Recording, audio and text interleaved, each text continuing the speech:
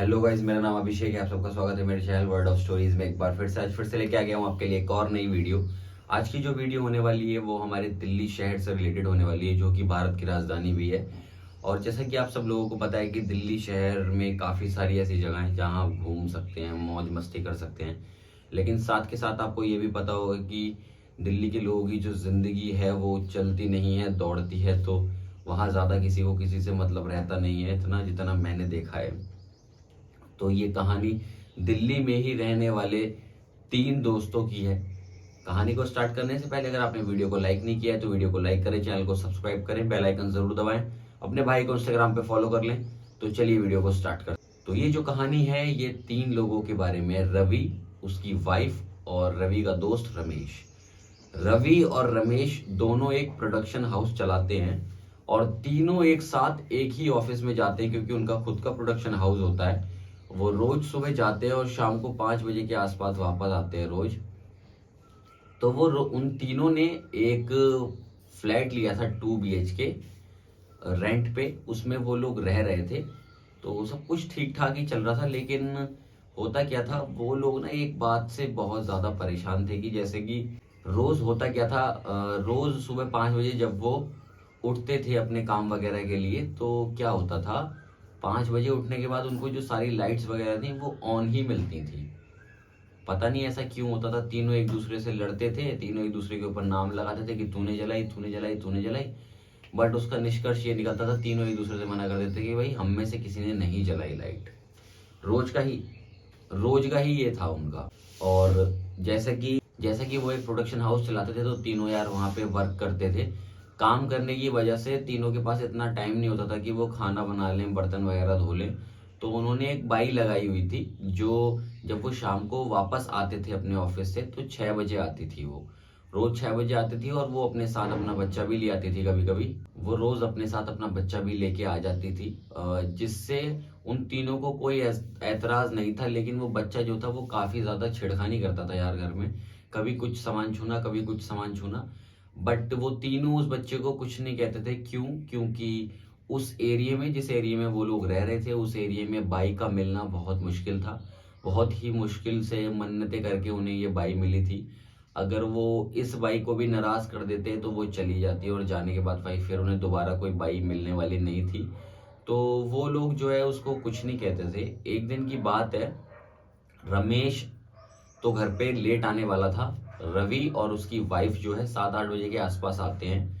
वो घर आके क्या देखते हैं कि वो जो बच्चा होता है, वो लड़का, वो उनके बेडरूम में खेल रहा होता है। वो बहुत ज्यादा, रमेश तो था नहीं, रवि की जो वाइफ थी वो बहुत ज्यादा गुस्सा हो जाती है कि काम वाली तो यहाँ पे है नहीं, बाई, तो बाई यहाँ नहीं है तो बाई अपना बेटा यहाँ छोड़ के क्यों गई है किसी और घर में काम करने। वो बहुत ज्यादा गुस्सा हो जाती है। रवि की वाइफ जो है पड़ोस के घर में जाके पता करती है कि काम वाली बाई आपके घर पे काम कर रही है क्या। बट पड़ोस वाली कंफर्म करवाती है कि काम वाली बाई जो है वो आज आई ही नहीं है। तो रवि की वाइफ शॉक हो जाते हैं। वो लोग जल्दी से फटाफट घर जाते हैं। घर जाके देखते हैं तो वो बच्चा उन्हें नहीं दिखाई देता। वो सोचते हैं कि यार बच्चा कहाँ गया, सारे रूम्स में चेक करते हैं वो, बट उन्हें कहीं भी वो बच्चा दिखाई नहीं देता। अब वो बहुत ज्यादा शॉक में हो जाते हैं, और वो इतना ज्यादा बट उस चीज का ध्यान देते नहीं है, बिकॉज घर आने के बाद उन्हें फिर से एक पार्टी में जाना होता है दोनों लोगों को।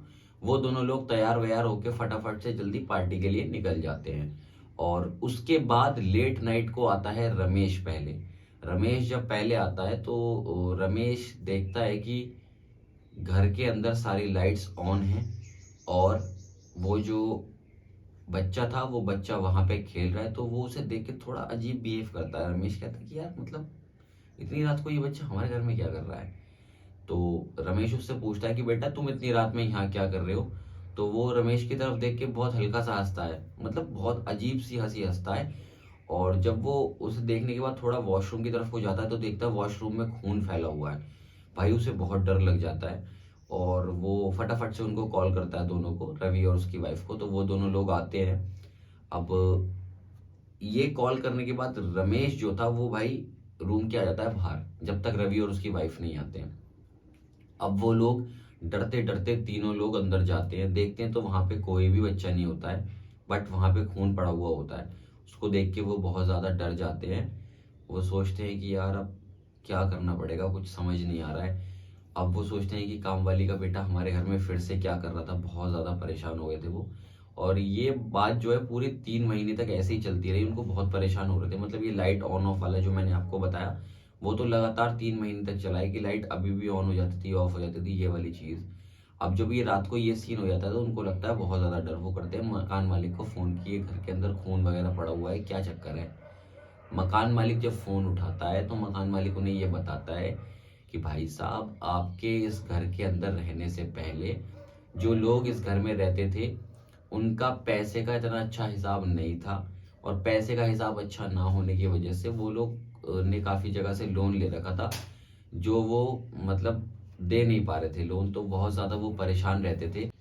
तो उस आदमी की हालत इतनी खराब थी कि उसने लोन चुकता ना कर पाने की वजह से अपने बेटे, अपनी बीवी को मार दिया पहले, और फिर खुद मर गया। ये सारा वहाँ हुआ था। इस वजह से हो सकता है आपके साथ कुछ अजीबो गरीब घटनाएं वहाँ पे हो रही हों।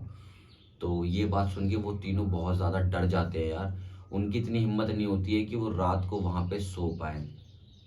फिर भी वो लोग जैसे तैसे करके एक कमरे में ही तीनों सोते हैं, बैठे रहते हैं, बात करते हैं ताकि जल्दी सुबह हो।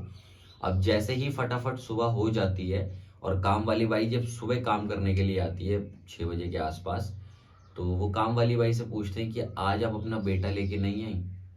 तो काम वाली बाई जो होती हैं वो 1 मिनट के लिए पहले सोचती हैं कि ये मतलब क्या कह रहे हैं ये। उसके बाद फिर वो उन्हें रिस्पॉन्स करती है कि साहब, मेरा तो कोई बेटा ही नहीं है।